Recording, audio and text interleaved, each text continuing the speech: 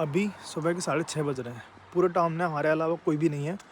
हम होटल से चेकआउट कर चुके हैं। हमारे पास यहाँ नेक्स्ट स्टेशन है, यहाँ से बस पकड़ के हमें रिवर साइड जाना है। पूरे सेंट्रल यूरोप में बियर पीने का कल्चर बहुत ज़्यादा कॉमन है, इसलिए आपको बियर हर जगह मिल जाएगी, चाहे आप सेंट्रल यूरोप की किसी भी छोटे से छोटी जगह पे क्यों ना हो। इन द होल वर्ल्ड चेक रिपब्लिक एक ऐसी कंट्री है जो सबसे ज़्यादा बियर कंजप्शन करती है। कोविड के बाद वो नंबर थोड़ा कम हो गया है, लेकिन स्टिल वो सबसे ज़्यादा बियर कंजप्शन करते हैं।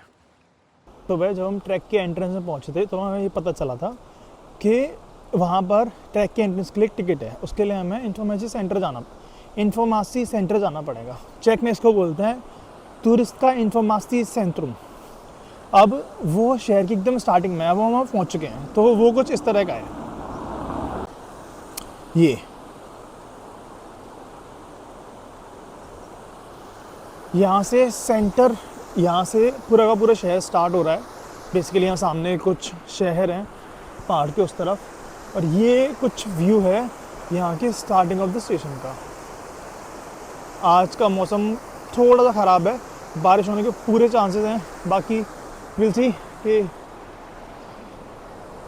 कि कैसा रहता है आज के दिन। आज हम फेरी और जो जर्मनी वाली साइड है वहाँ पहुँच पाते हैं या नहीं। हेरेंस्को का बोर्ड भी वहाँ लगा हुआ है।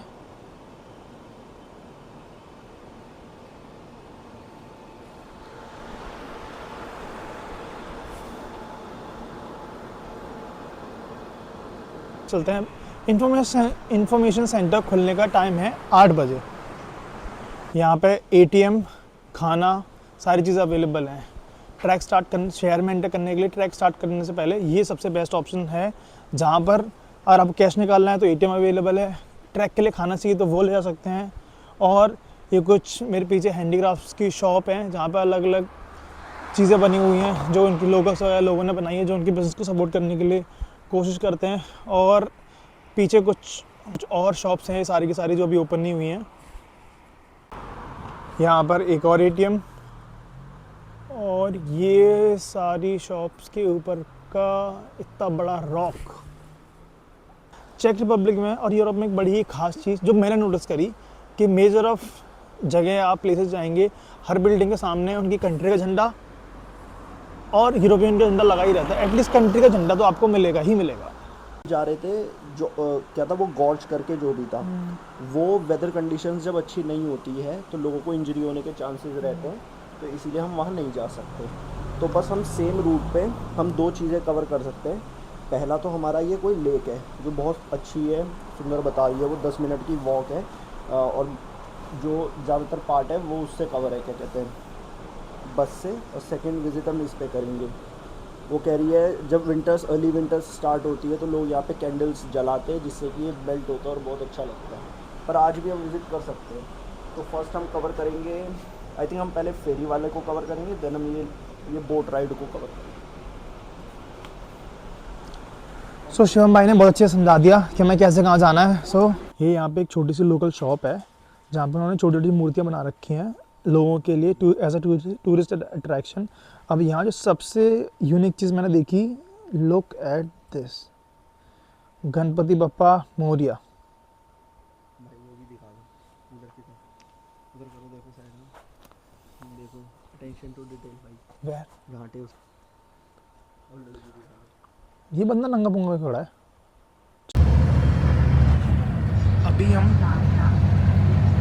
अभी हम तीनों लोग एक लोकल बस में बैठे हुए हैं। ये बस हमें 1 घंटे में फेरी की तक पहुंचाएगी। यहाँ की लोकल बस कुछ इस तरह की दिखती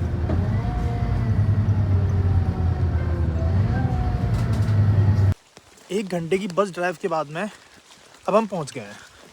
अब मेरा रास्ता सीधा मिल गया। बारिश स्टार्ट हो गई है, मौसम बहुत ही ख़राब है, नेटवर्क बिल्कुल भी नहीं आ रहे हैं। सारी चीज़ें चेक में लिखी हुई हैं, और हम में से कोई भी चेक में इतना अच्छा नहीं है जिसे सारी चीज़ें पढ़ के समझ आ जाए कि ठीक है हम सही जा रहे हैं। पर एज अ गेस हम बस जा रहे हैं। अब आगे हमें एक होटल दिख रहा है पीछे, अब वहाँ जाके पता करते हैं कि एक्चुअल में हम जब जा रहे हैं वो सही है कि नहीं है। इन लोगों ने बारिश से बचने के लिए पूरी प्लानिंग कर ली है। चलो, ये यहाँ से सामने का व्यू है। और अभी हमने फिगर आउट कर लिया है कि हम सही जा रहे हैं, क्योंकि यहाँ में एक बोर्ड मिला और जिस बोर्ड पे वो सारी इन्फॉर्मेशन अवेलेबल थी जो हमने गूगल पे कल रात को रिसर्च करी थी। अब बेसिकली हो सकता है हम सही टाइम पे सही जगह पहुँच जाएँ। बस बारिश थोड़ी हो रही है जो थोड़ी प्रॉब्लमेटिक है, और सर्दी बढ़ गई है क्योंकि जब हम अपने यहाँ से निकले थे तो टेम्परेचर था 17 डिग्री सेल्सियस और अब यहाँ पर temperature somewhere around 8 degree Celsius हो रहा है। और मैंने शॉर्ट्स पहन रखे हैं, बस ये इन दोनों लोगों ने तो फिर भी ट्राउजर्स वगैरह पहन रखे हैं, पर मैं शॉर्ट्स में हूँ। अब इन लोग को आगे कुछ जगह मिली है जिस पे इन्होंने डिसाइड किया है कि हम इस वाले रास्ते से होते हुए जाएंगे। इस रास्ते का सामने से ट्रैक का व्यू कुछ ऐसा है जहाँ पर बहुत ऊंचे बहुत ऊंचे माउंटेन। ये मेन चैनल अखिलेश कुमार का है, पर हम पिछले 2 साल से चेक रिपब्लिक में रह रहे हैं और मुझे यहाँ चेक में रहते हुए ऑलमोस्ट 3 साल हो गए हैं। मैं स्टूडेंट की तरह यहाँ आया था and now I am a working professional.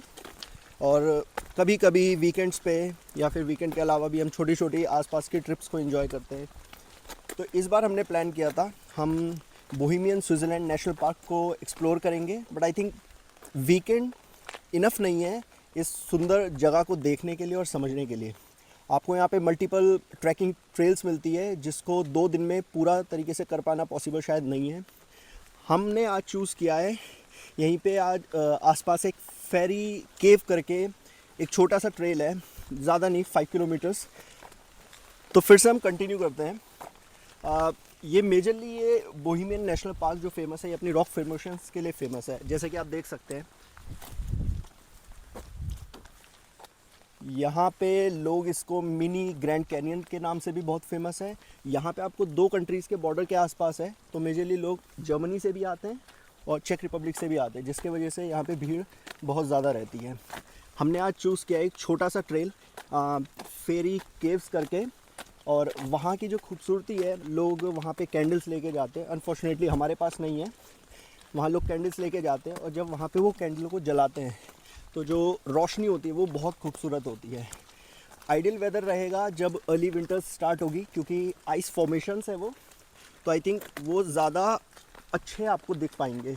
ये जो हम टाइम पे जा रहे हैं शायद उतना आइडियल नहीं है, पर लेट्स सी कैसा जाता है। और मैं अभी निंजा हथौड़ी बना हुआ हूँ। हम सही रास्ते पे जा रहे हैं अब, क्योंकि ये जो रेलिंग्स है पेड़ों की जड़ों के वजह से एक नेचुरल सीढ़ियाँ मिल रही है जिससे कि फिसलने का ख़तरा कम है। और अच्छी बात जो मुझे हमेशा से यूरोप की या चेक की लगती है, अगर यहाँ एक पेड़ काटते हैं तो सेम मूवमेंट या फिर भाई शायद इंडिया में और बहुत सारी फॉरेन कंट्रीज़ में जो एक मेन क्वेश्चन लोगों का रहता है वो रहता है सिस्टम का, कि सरकार, लोग या फिर हमारी गवर्नमेंट या कंट्री से जुड़ी हुई सारी चीज़ें सिस्टम से वर्क कर रही है या नहीं। जो एक छोटी सी चीज़ मुझे हमेशा से पसंद आई है, शायद इंडिया में हम लोग टूवर्ड्स ग्रीनरी उतने एक्टिव नहीं है, पर आप यहाँ देख सकते हैं यहाँ बहुत सारे पेड़ों को काटा गया है।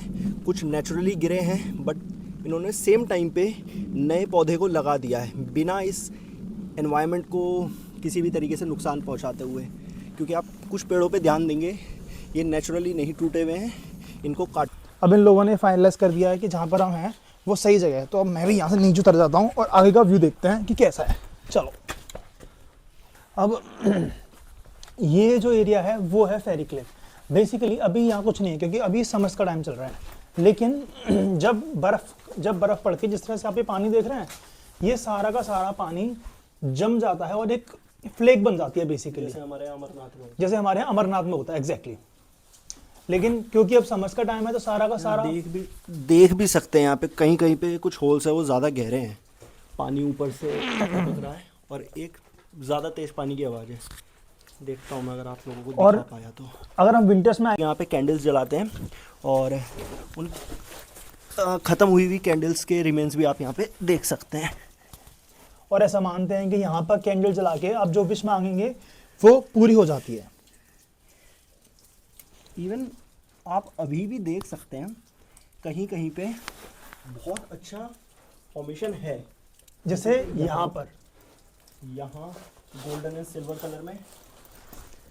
वापस की तरफ जाना है, फिर हम डिसाइड करेंगे कि हमारी नेक्स्ट डेस्टिनेशन क्या होगी। So let's go. हाइट बहुत कम है तो सर झुका के नीचे दिखाना पड़ रहा है। तो अब हम यहाँ से वापस जा रहे हैं क्योंकि जितना भी यहाँ एक्सप्लोर करने की जगह थी वो हम सारी एक्सप्लोर कर चुके हैं।